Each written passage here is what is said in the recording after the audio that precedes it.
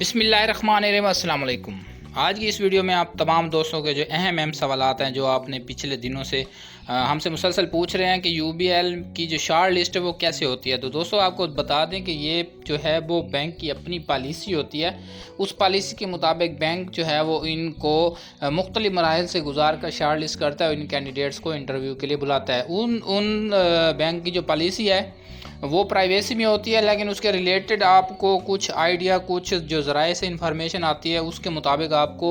سمجھانے کے لیے ہم نے یہ ویڈیو بنائی ہے کہ شارٹ لسٹ جو ہے وہ اس کا جو طریقہ کار ہے وہ کیا ہوتا ہے۔ اگر آپ نے بینک کی کسی بھی جگہ پہ جابس کے لیے اپلائی کیا تو اس کا جو شارٹ لسٹ سسٹم ہے وہ کیسے ہوتا ہے، وہ کیسے کام کرتا ہے، تو یہ ایک طریقہ کار ہے جو کہ مختلف ذرائع سے ہم نے اکٹھا کیا، جبکہ یو بی ایل بینک والے جو ہیں وہ پہلے واضح طور پر بتا چکے ہیں کہ جو شارٹ لسٹ کینڈیڈیٹس ہوں گے ہم ان کو انٹرویو کے لیے بلائیں گے۔ اس ویڈیو میں آپ کو تفصیل کے ساتھ بتاتے ہیں کہ اگر آپ نے کسی بھی بینک میں آن لائن رجسٹریشن کیا ہے تو اس کا جو شارٹ لسٹ کا طریقہ کار ہے وہ کیسے ہے۔ اس میں سب سے پہلا جو مرحلہ ہوتا ہے، جب کسی بینک کو افرادی قوت کی ضرورت ہوتی ہے تو وہ جابس ایڈورٹائزمنٹ لانچ کرتا ہے، مختلف پلیٹ فارم پہ لانچ کرتا ہے۔ آج کل آن لائن سسٹم ہے، وہ اپنی ویب سائٹ پہ بھی دے دیتا ہے، فیس بک، انسٹاگرام اور دوسرے جو مختلف پلیٹ فارم ہیں جہاں ان کی سروسز آن لائن اویلیبل ہوتی ہیں، تو وہاں پر وہ تمام جو جابس ایڈ ہوتے ہیں وہ متعلقہ بینک جابس ایڈ کو وہاں پر شیئر کر دیتا ہے، اور اس کی تھرو بھی بہت سارے کینڈیڈیٹس کو اور اخبارات کی تھرو بھی بہت سارے جو کینڈیڈیٹس ہیں ان کو انفارمیشن مل جاتی ہے اس جابس کے ریلیٹڈ جس بینک میں وہ جابس اناؤنس ہوتی ہیں۔ اس میں جو سب سے پہلا مرحلہ ہوتا ہے وہ ہوتا ہے ایڈورٹائزمنٹ کا۔ اس کے بعد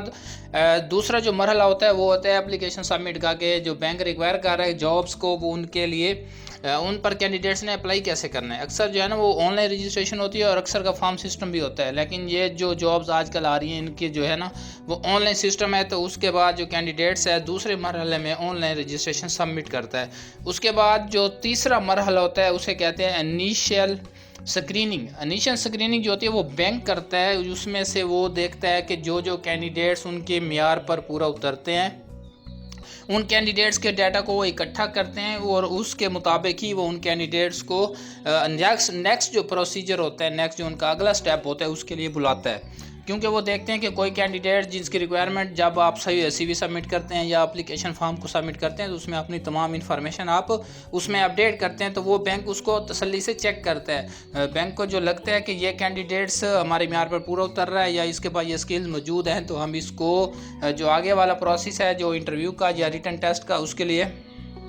اگر بلا لیں تو یہ کینڈیڈیٹس ان کے خیالات کے مطابق، ان کی ریکوائرمنٹ کے مطابق، ان سکلز کے مطابق وہ ان کی شرائط پر پورا اتر ہے، تو وہ اس کو ان کینڈیڈیٹس کی ایک الگ سے لسٹ بناتے ہیں۔ اس کے بعد جو نیکسٹ چوتھے نمبر پہ اس کا مرحلہ ہوتا ہے وہ ہوتا ہے ریٹن ٹیسٹ کا، جبکہ یو بی ایل میں جن کینڈیڈیٹس نے اپلائی کیا ہے ریٹن ٹیسٹ کا، یو بی ایل والوں نے بھی اپنی ویب سائٹ پر کافی بار ڈیٹیل سے بتایا کہ وہ ان کا ٹیسٹ نہیں لیں گے، ان کا انٹرویو ہوگا۔ تو دوستو اس بات کو آپ نوٹ کر لیں کہ جو یو بی ایل میں cash officer, cash counter service officer اور دوسری جو اناؤنسمنٹ آتی ہیں چھوٹی پوسٹوں کے لیے اس میں انٹرویو لیے جاتے ہیں، تو اس کا نیکسٹ جو ہے نا ریٹن ٹیسٹ وہ آپ کا نہیں ہوگا، آپ کا انٹرویو ہوگا۔ اس کے بعد آگے اس کا جو 5ویں نمبر پہ ہے وہ ہوتا ہے انٹرویو جو ہے وہ مختلف جو بینک ہیں ان کے جو پینلز بنائے جاتے ہیں، انٹرویو وہ لیتے ہیں، پھر وہ انٹرویو پر آنے والے کینڈیڈیٹس